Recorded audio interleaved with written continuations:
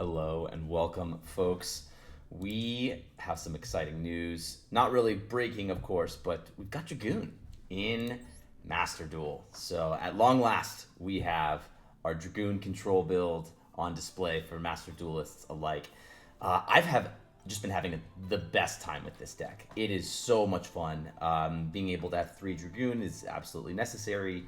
We don't have some key pieces like Prosperity, but it is what it is. So yeah, I'll go ahead and do the card by card, and yeah, just talk about my general thoughts about the deck, how it functions, and the viability, I guess. But yeah, double Dark Magician, double Red Eyes, Black Dragon. I am personally a fan of these 2/2s because you can resolve multiple Red Eyes fusions, or you can use your main extender of the deck to basically turbo into your Anaconda here. So you really do need these because if you just do one of each, your extender no longer functions without playing other weird cards like Gamma, which I'm not a big fan of in this deck, because while it's very impactful, having a one card hand trap with the other one being a brick, I don't think that's necessarily worth it in this deck where it's tight. You don't want to go too far over 40. I have landed at 46.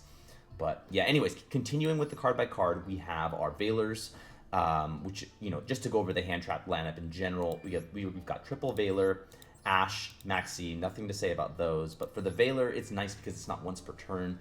So being able to drop multiple of these in your opponent is really helpful, especially if you're going second. Similarly, we do have the Imperms lined up here as well. We have a single Mourner, a single Shifter, and yeah, that about rounds it out for our hand traps themselves. So I think it's a good enough number to where you're at least going to see one going second, and more often than not. And then with regards to some board breakers, we're just on the single Lightning Storm because we can cross it out.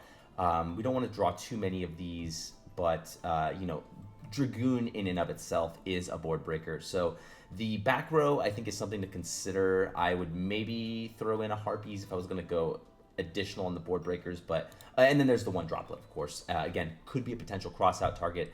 We're trying to think of ways that our opponent would out our board, but yeah, that's it for the board breakers. To continue with the engine now, so we are on triple black metal. This is your best normal summon. Really great. You normal summon this, go into Striker, and then you'll use this to grab your extender, the Meteor, and then those 2 monsters will turn into your Anaconda to make your Dragoon play. You also have a Souls in here. I haven't got much testing with it. This is a new addition, but similar to your other extender, I figured one more extender that can potentially turn some of your dead spells and traps, which is about half the deck anyways, into some extra draw power is good.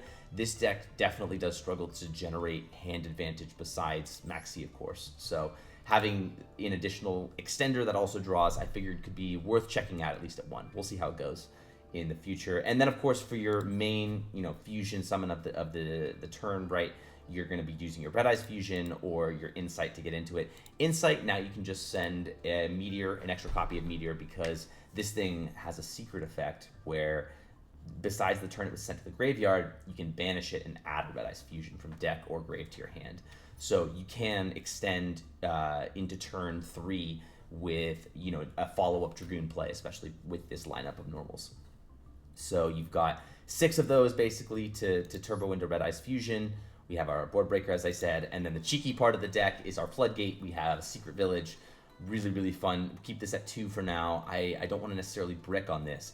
I'd much rather see a Trap Trick to go into a Metaverse or a Metaverse itself. Metaverse is also great because your opponent can't, like, let's say they have a spell they want to use, like a quick play spell during the standby.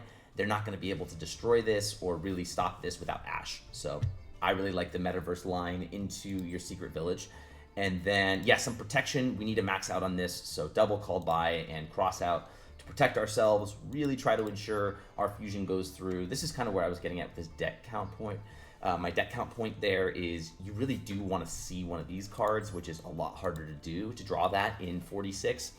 So the reason you might want to go over 40, obviously, is because you have some pretty hard bricks that you really don't want to draw. Everything else is pretty much solid. Hand Trap plus Extender is usually your line into Anaconda if you can't hard make the Dragoon itself. So yeah, and then of course we have our trap package here. So this one's kind of fun. Besides just the double Metaverse, we obviously have our Imperms, which are our hand trap of choice. We have Necro Fusions to continue with Dragoon. I think having this at 2 is fine. This is the one card that maybe we could decide to cut if we really don't like it. I think it's a really cute follow-up, but maybe it's just going to take a little bit of getting burned by drawing this going second against some nasty tier 1 deck, and to swap it out. But for now, I'm liking the 2 Necrofusion and then mandatory triple trap trick. I figured this is just one other thing to go into. You could consider maybe Ice Dragon's Prison if you want to do a little bit more on aggressive side. It does get you a body too. So it's personal preference, I think, with this other trap slot here, just to really make sure your trap tricks are super high impact for either engine, an interruption, or, in this case, I've chosen more engine, but this obviously requires a little bit of setup. But yeah, to go into the extra deck here, we have obviously Triple Dragoon. Love this dude, so fantastic. Yeah, just the best fusion standalone. We have a Baron because we can make this as a level 7. It increases its level by 1 when you special summon it from hand. And so because of that, you just pair that up with Ash Blossom or a Ghost Mourner, which is why we have the single Mourner just as an extra copy of a level 3 tuner. Boom, you got a Baron right there. We have a Typhon to get yourself out of sticky situations if you're not making Dragoon, or for some reason you want to make more follow-up, turn your Anaconda into something. Actually, you cannot. You have to use the highest attack monster. But yeah, this is a decent interruption here. And then the Animas are because we have a bunch of level 1s. We have the Striker for not only using the black metal to its full potential, you can also use this Striker to...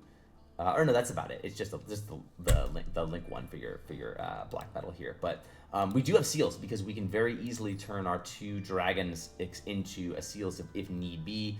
You have a couple dragons lying around. It's a really great card to go into, either going first or maybe if you're in a grind game state, this can kind of get back into your engine if need be. The Phoenix for some back row removal because this deck does not have much of it, and Dragoon, can sometimes struggle against enough floodgates if your opponent really sets them up correctly. We have an IP into an SP line in case you want to go first and get cheeky with it.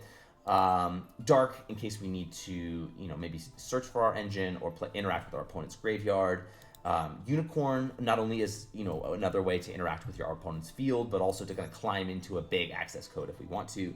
On the follow-up, if our Anaconda somehow lives, we might climb into a Unicorn next and then go for the access code line.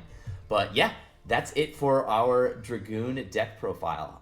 In terms of, how this deck functions, it's a control strategy, so there are a fair amount of bricks to consider in this deck. So the way it functions is there are going to be some games where these 2 vanillas just ruin your day and you don't see enough.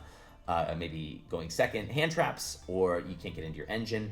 We do, that's why you have the desires in here. It can burn you, but more often than not, you're going to be fine. And, you need that draw power. But yeah, I think that this deck does struggle against top tier strategies, but it also, especially going into Tenpai, is decent because you have a lot of ways to turn off their dragons. And, your Dragoon is going to be, its main job is to make sure that they can't resolve any of their ways to disrupt the lock, because this is what really stops their, their field spell from really popping off and using their spells like crazy, because their spell extenders just aren't going to cut it when you've got this up in Dragoon. So they're just getting phased out of the meta, but yeah, in terms of how I see this deck, performing, it's not going to be like top tier or whatever, but it's fun. You want to play Dragoon, you want to summon your dude and have a little bit of interaction, hopefully get some good hand traps and have a good time. I think this is a fun deck to check out. So yeah, anyways, I hope you enjoyed. Peace out.